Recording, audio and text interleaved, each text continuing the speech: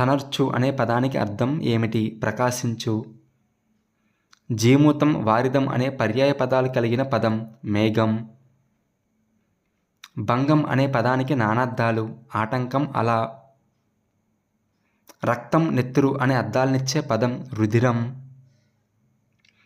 ద్రవ్యాదులను ధరించున్నది అనే ఉత్పత్తార్థాన్ని కలిగిన పదం వసుధ. ఆహా, ఆ పూలవనం ఎంత అందంగా ఉంది. ఈ వాక్యంలోని అవ్యయం ఏది? ఆహా. పూర్వ పరస్వరాలకు పరస్పరం ఏకాదేశమగుట ఏమంటారు? సంధి.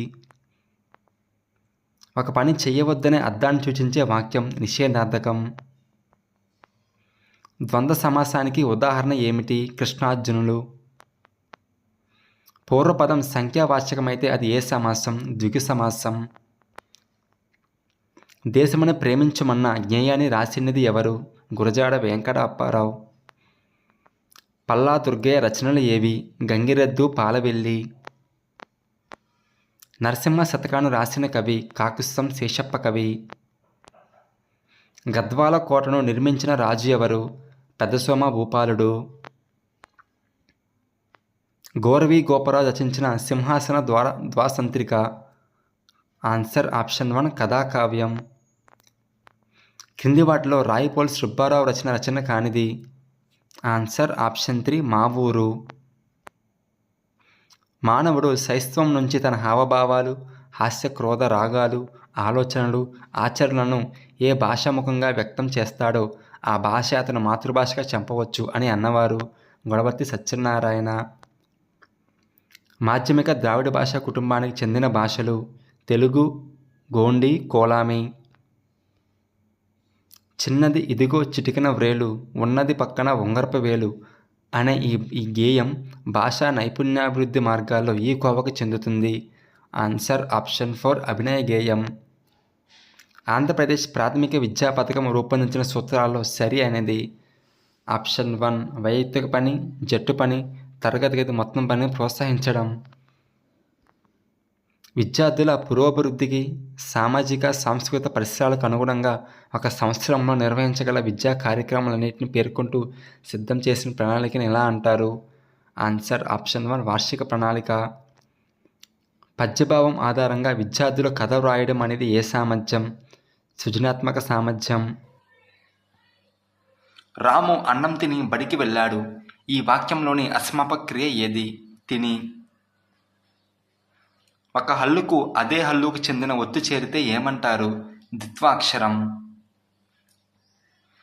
యా, రా, లా, వ లను ఏమంటారు? అంతస్తాలు. పితృణంలోని సంధి ఏది? సవర్ణ దీర్ఘ సంధి.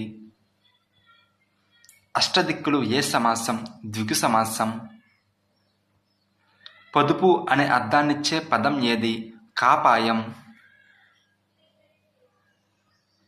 శశం, శర్భం అనే పర్యాయ పదాలు కలిగిన పదం ఏది? కుందేలు. కాలం, నలుపు అనే నానార్థాలనిచ్చే పదం ఏది? కారు. స్నానం పదానికి వికృత పదం ఏది? తానం. రమకు భర్త అయినవాడు అనే వ్యుత్పత్తర్థం కలిగిన పదం ఏది? రమానాథుడు.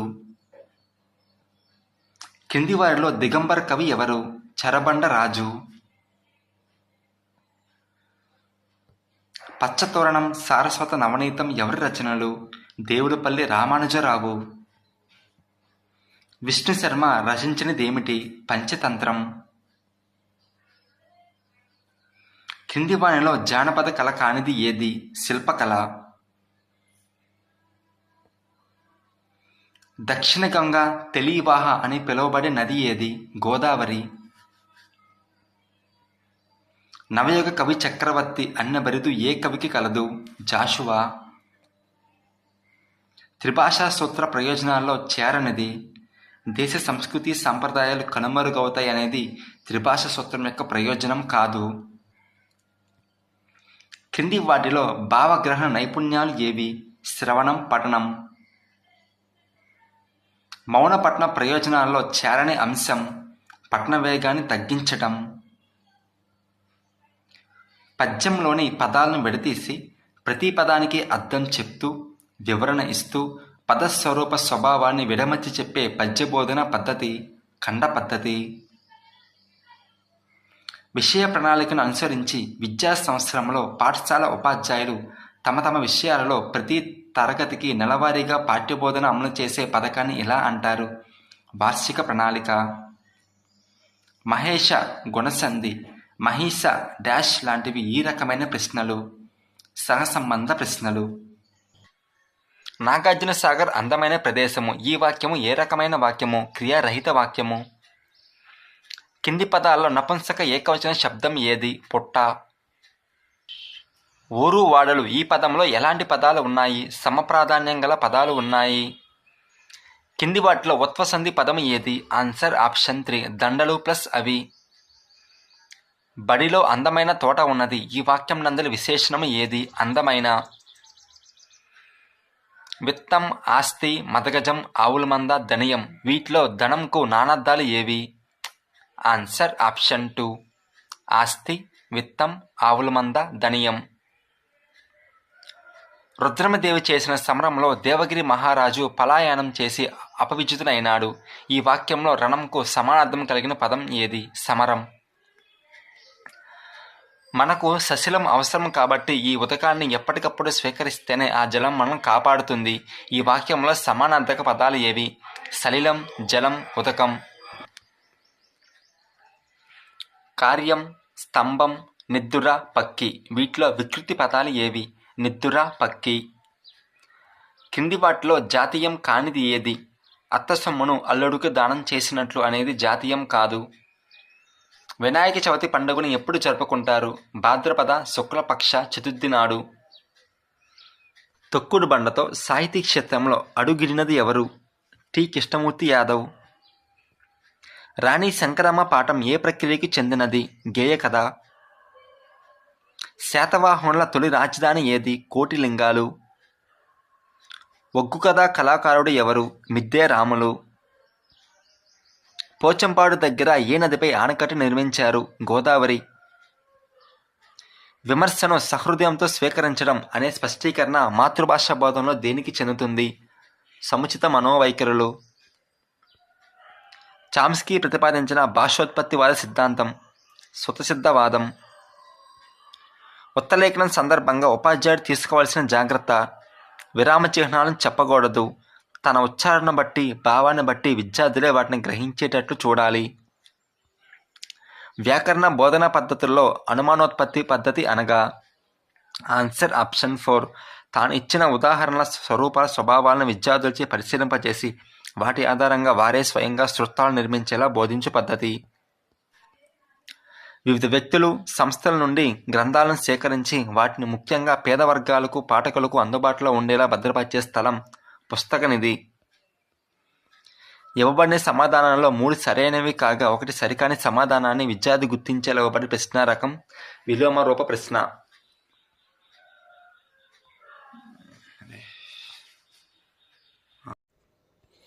శ్రీకృష్ణదేవరాయలు భాషతో కూడా కిరీతి పొందినాడు. ఈ వాక్యంలో ప్రకృతి, వికృతి పదాలు ఏవి?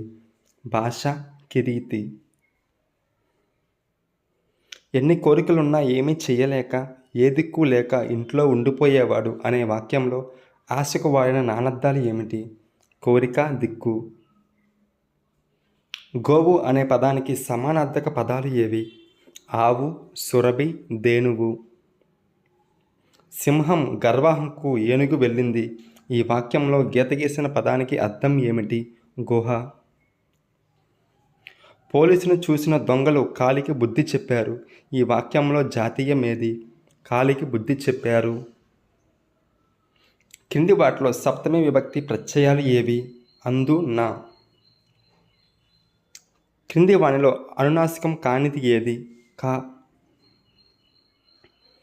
రాముడు ఘన వారసత్వం కలిగినవాడు. ఈ వాక్యంలో విశేషణ పదం ఏది? ఘన.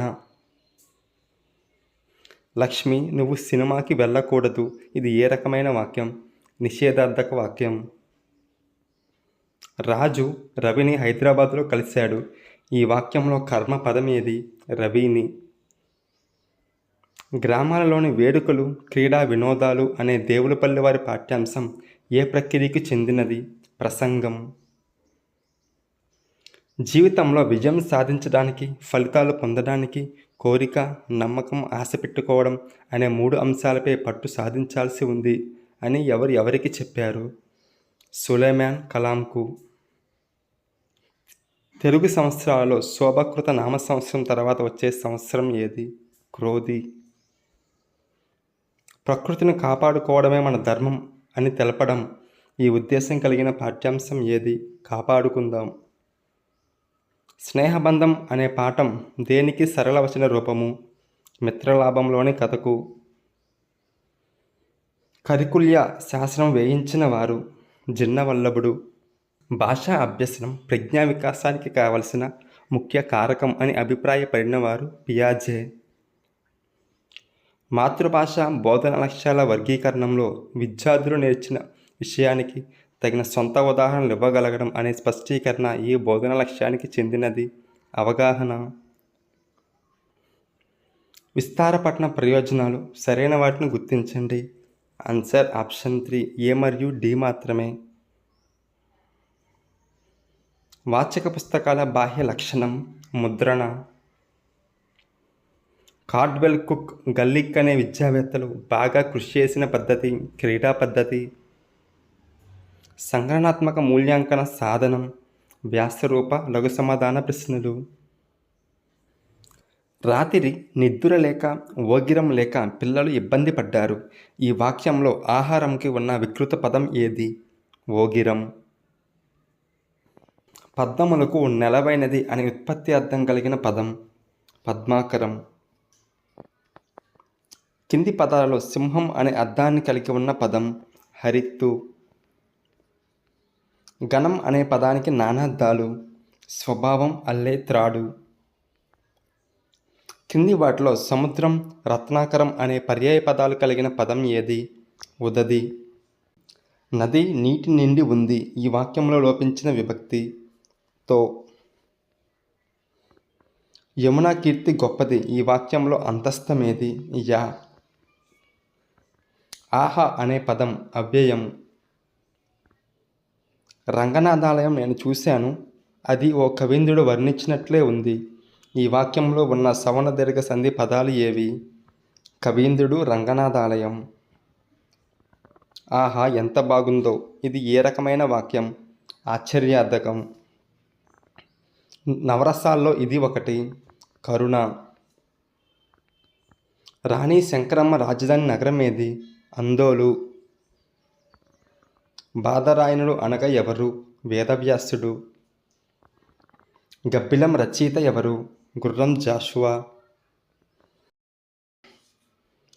పల్లెటూరి పిల్లగాడ పసులుగాచే మొనగాడ పాలు మరిచి ఎన్నాళ్ళయ్యిందో అనేది ఏ ప్రక్రియకు చెందినది? పాట.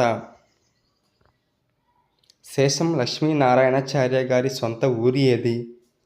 నగునూర్.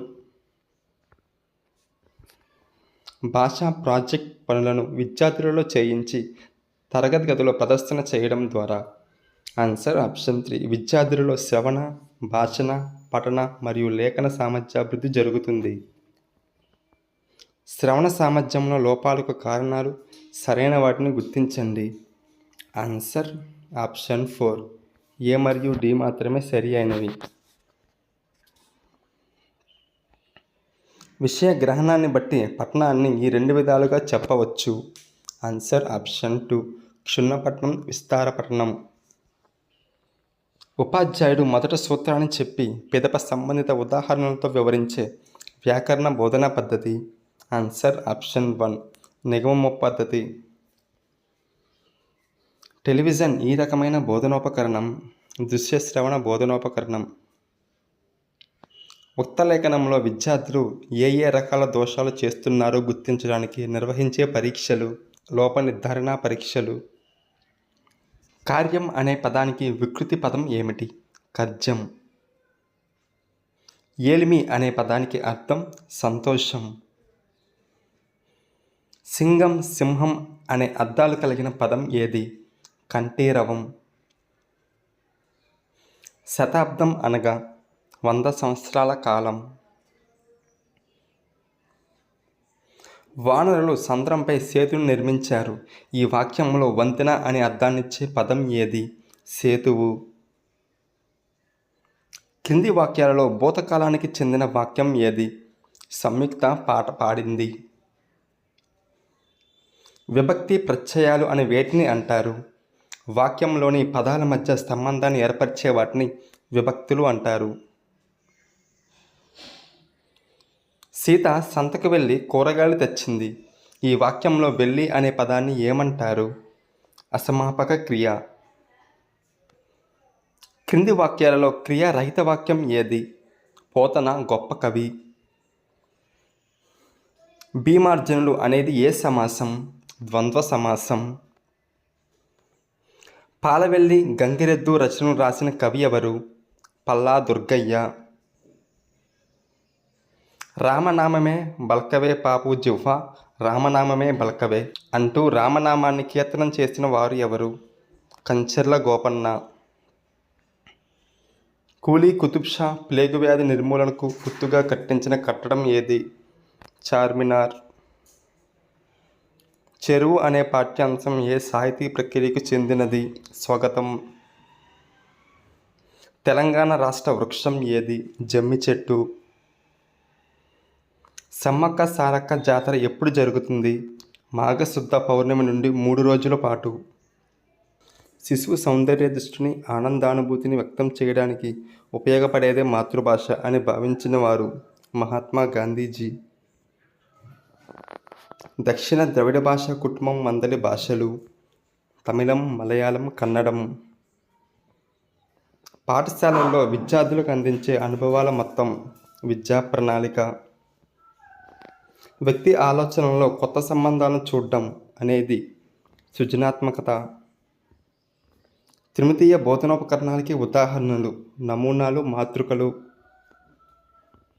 మదింపు ఇది బోధనాభ్యసన లోపాలను మాత్రమే గుర్తిస్తుంది.